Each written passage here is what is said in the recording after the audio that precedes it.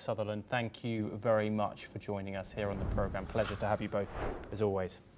We now move on over to West Asia, where Israeli Foreign Minister Gideon Saar has responded to the European Union's announcement of deliberations on a proposal to curb trade concessions given to Israel and to sanction Israeli ministers over the Gaza war. Saar stated that the recommendations are morally and politically distorted. He stressed that moves against Israel would harm Europe's own interests.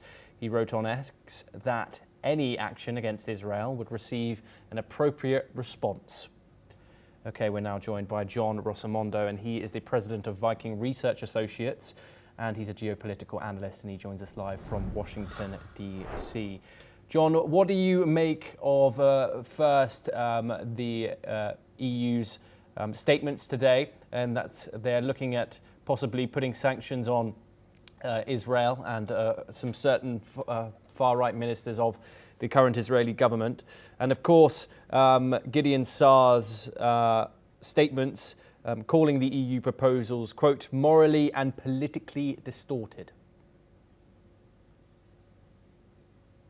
Well, I make that the foreign ministers of Europe have decided to listen to the Hamas disinformation campaign instead of looking at the contribution made by Hamas to the death toll. We're talking about using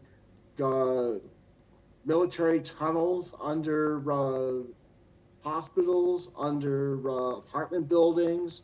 We're talking about the refusal of Arab states to take refugees from the Hamas genocide. I think that's probably the best way to describe it. If there is a genocide, it's been caused by Hamas.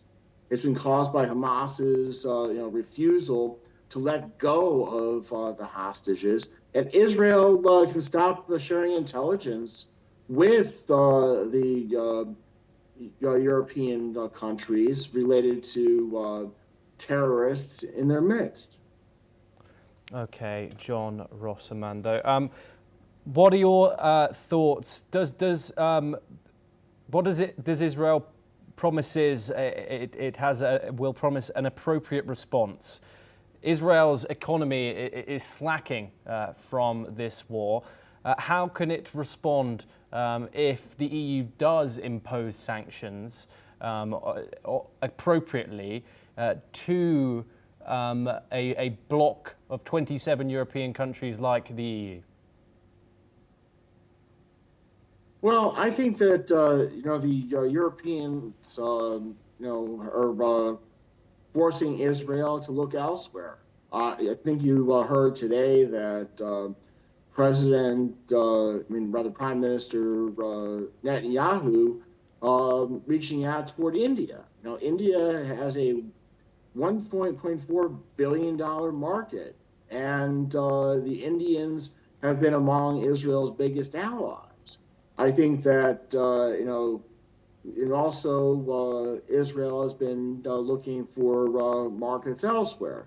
So I think that while it may hurt Israel in the near term, I think the long-term consequences are far less certain for those trying to sanction Israel.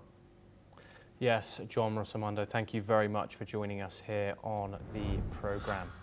We now move on and over east, where